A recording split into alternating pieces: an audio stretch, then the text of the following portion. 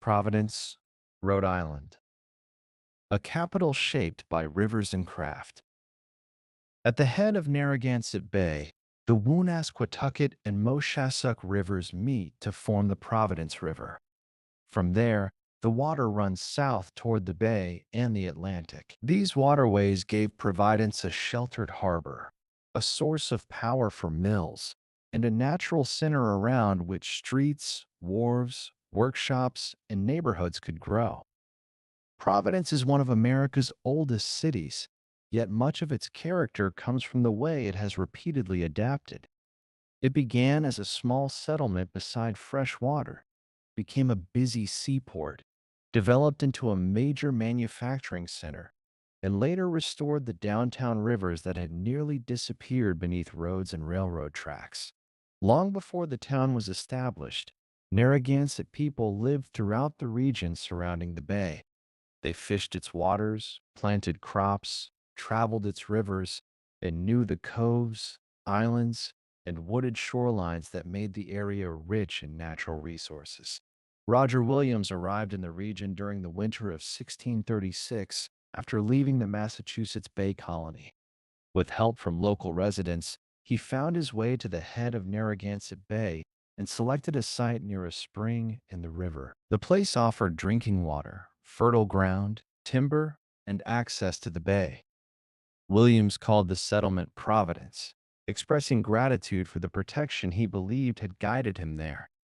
The early town grew along a narrow path at the foot of College Hill. House lots stretched eastward up the slope, while gardens, fields, and wharves occupied the lower ground near the river. The settlement became known for religious liberty and welcomed families from several faith traditions. The First Baptist Church in America, organized by Williams and others in 1638, eventually built its grand meeting house on North Main Street. Completed in 1775, the white wooden building remains one of the city's most recognizable landmarks. College Hill preserves the clearest view of early Providence. Benefit Street follows the hillside through a remarkable collection of 18th and 19th century houses. Brick walks, stone walls, fanlight doorways, church towers, and mature trees give the district an atmosphere that is both urban and distinctly New England. Providence grew slowly at first, but its position on Narragansett Bay steadily drew commerce to the waterfront. By the 18th century, wharves, warehouses, rope walks, distilleries, and shipyards lined the river. Local merchants maintained connections with ports in Europe, the Caribbean, and other parts of North America. The harbor supported an entire world of skilled work. Ship carpenters shaped timbers, sailmakers cut canvas, coopers built barrels, blacksmiths forged fittings, and teamsters moved cargo between the docks and inland roads.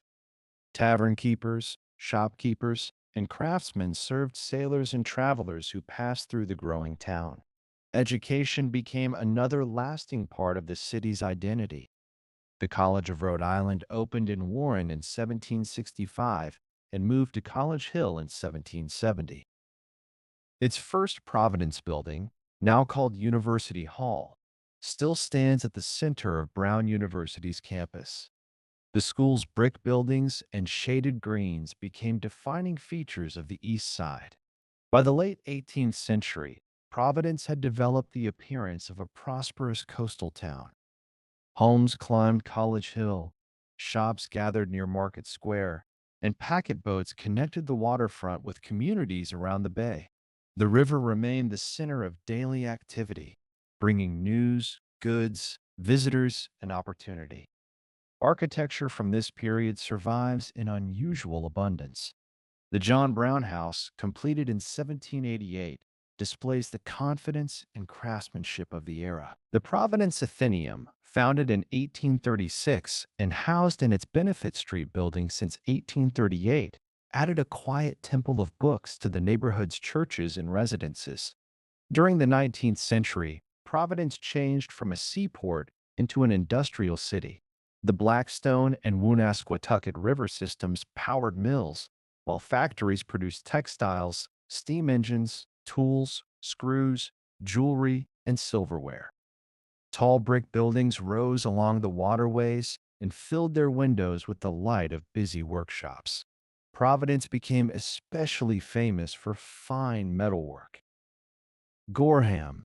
Manufacturing developed an international reputation for silver craftsmanship. Hundreds of smaller shops made jewelry, watch cases, chains, buttons, and decorative pieces. The compact jewelry district became one of the country's most important centers for precision manufacturing and design. Transportation accelerated that growth. The Blackstone Canal opened in 1828 and linked Providence with the interior of Massachusetts. Railroads followed, connecting factories with Boston, New York, and markets farther west. New stations, bridges, freight yards, and streetcar lines changed how residents moved through the city. Workers and their families arrived from many places and established neighborhoods with strong local traditions. Federal Hill became closely associated with Italian American life, while Fox Point developed Portuguese and Cape Verdean communities tied to the sea. Churches, bakeries, markets, social clubs, and family businesses gave each district a character of its own. The Rhode Island State House rose on Smith Hill as Providence entered the 20th century. Designed by McKim, Mead, and White, and built between 1895 and 1904, it is faced with white Georgia marble. Its broad terraces, columned entrance, and great dome make it visible from many parts of the city. At the summit stands the gilded bronze figure known as the Independent Man. Beneath it, the dome crowns a richly finished interior of marble corridors, sweeping stairways, and a lofty central rotunda. The building is one of Providence's finest works of monumental architecture. Industry remained strong into the early 20th century. Jewelry firms, textile mills, machine shops, and silver manufacturers employed thousands. Downtown department stores and theaters drew crowds. Streetcars crossed the central streets, and the harbor continued to handle commercial traffic. After the Second World War, manufacturing declined as companies moved or closed. Many families settled in surrounding suburbs, and highways changed older travel patterns. Rail lines, broad roads, and parking areas gradually obscured the downtown rivers that had given Providence its beginning. By the 1970s, the center had lost much of its earlier activity. Providence still possessed handsome buildings, established neighborhoods, colleges, and a memorable waterfront setting. But these features no longer formed a clear whole. The city needed a way to reconnect its historic streets with the rivers. During the 1980s and 1990s, an ambitious redesign transformed downtown. Railroad tracks were moved, roadways were replaced, river channels were opened, and new bridges, parks, and walkways were created. Waterplace Park returned the rivers to public view and gave the center of Providence a graceful new gathering place. Then, fire joined the river. In 1994, artist Barnaby Evans created the installation that became Waterfire.